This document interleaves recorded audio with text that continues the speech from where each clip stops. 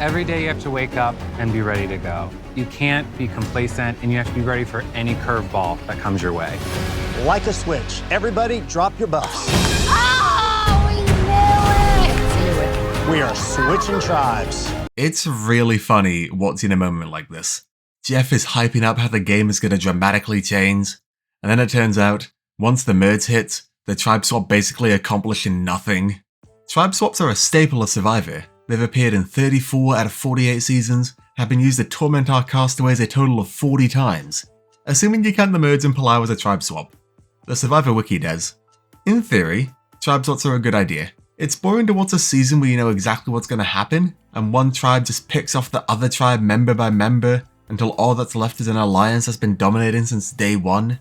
So we use tribe swaps to introduce more relationships, and encourage more fluid gameplay, with more options for each castaway moving forward. I could have a whole different video about the merits of a good Pagonging, but that's a topic for another time. Today my question is, do tribe swaps actually accomplish anything?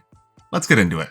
First we need to agree on what the purpose of a tribe swap is, because this entire video falls apart if we can't agree on that. In my mind, the goal of a tribe swap is to encourage more connections to be formed, and the goal of encouraging more connections to be formed is to encourage more fluid gameplay.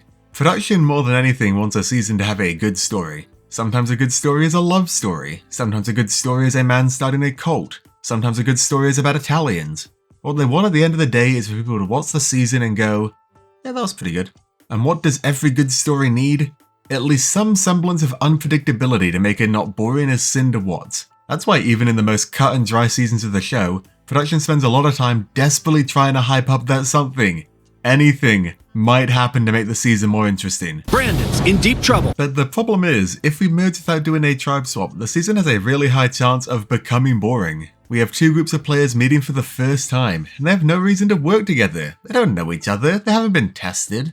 So production invented the tribe swap to encourage more cross-tribal connections and gameplay. Once the tribes are swapped, you have the chance to make new connections, form new bonds with a new group of allies, and then when the merge hits, you now have a choice to make. Do you return to your old allies? The bonds forged and you are all fledgling Survivor players? Do you work with them and their new friends? Do you try to pull them into your alliance? How do you navigate this tricky web of relationships? In reality, I just don't think it works. Let's look at the very beginning. Survivor Africa. The final four of the season were all original Boron members. Did it matter that Ethan ended up on a different tribe than Lex and Tom during the swap? Nope. Once merge hit, he was just right back to his old chums and ready to keep on keeping on.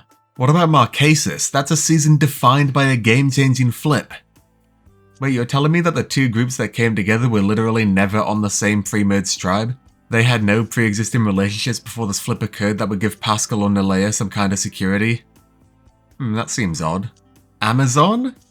Well, actually, Amazon was just a masterclass of Rob Sestinino flipping back and forth to his own benefit. And you could argue that the tribe swap is part of what let him have a good relationship with anyone, facilitating the style of gameplay. Okay, we're 1 for 3. I promise I'm not going to list all the tribe swaps one at a time, especially not the All-Stars ones because both of them were weird to say the least.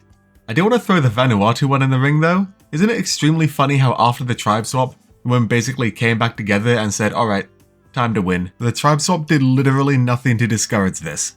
Chris, threw a spanner in the works there, and you can argue the tribe swap let him bond with Julie and Twyla, but I think he may have pulled this off regardless. You question a woman's character, you question a woman's ability, she'll snap your neck.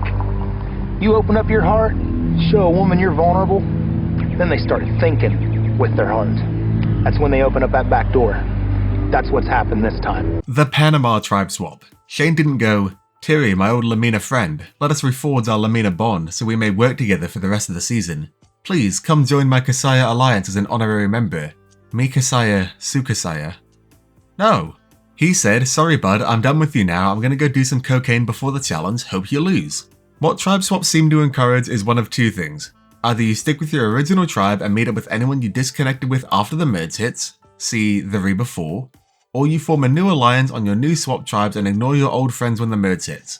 See Tony's 5. Top 5 going. Top 5, baby. Very rarely do we get what I would call the perfect tribe swap scenario. When an alliance on one tribe is split up, but forms new connections leading to a brand new alliance at the merge consisting of multiple members from multiple original tribes and multiple swap tribes, including some members that have never met before. The Black Widow Brigade is the prime example of this, of course. That's not to say it's never been done since, just never as well. Millennials vs Gen X had some fun cross-tribal dynamics. Game Changers seemed to blend tribal lines, but that's a returnee season, so it's a bit difficult to count that. The entirety of Survivor Gabon was a mess. As a side note, bring back Schoolyard Pick tribe swaps. I think they are very funny. And Edge of Extinction had some extremely weird gameplay happening. I don't think tribe lines mattered at all here. Wait, wasn't he voted out? But then I look at seasons like Cook Islands, One World, Island of the Idols, Ghost Island, David vs Goliath, Survivor 45, and I think, well yeah, technically I guess the dominant alliance is made up of members who have been on different tribes before, but this is like, still one dominant alliance dog walking the others. All the tribe swap has actually accomplished is making the dog walk slightly less obvious to watch. Then I look at the Survivor 44 tribe swap and get really mad, but that's a rant for another time.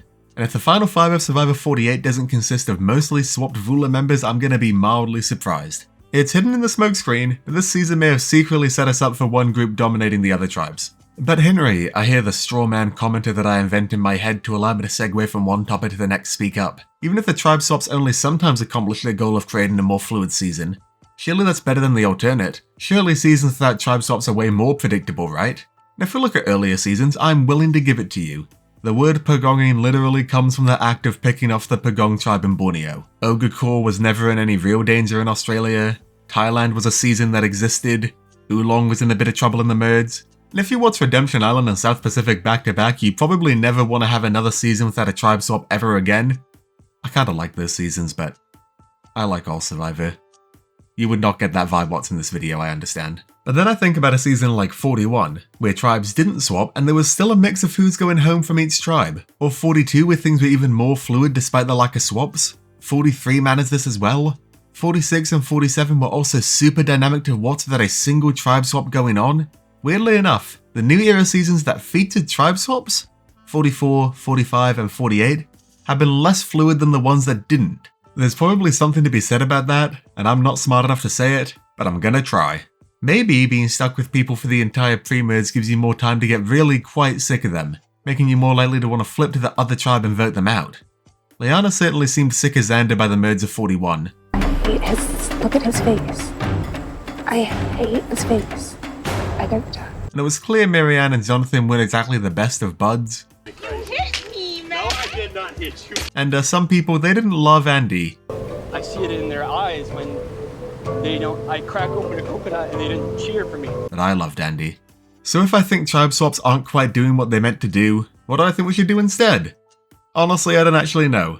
I don't think tribe swaps are actively a bad thing, I just think that the idea that a tribe swap will lead to more dynamic gameplay is not true, and all of the New Era seasons have pointed to almost the exact opposite being true for some reason. But how about, instead of random tribe swaps, we do schoolyard picks? I've been watching the finished version of Survivor in preparation for Versus the World. That video will be coming in a few weeks, and that season had a schoolyard pick that was a lot of fun.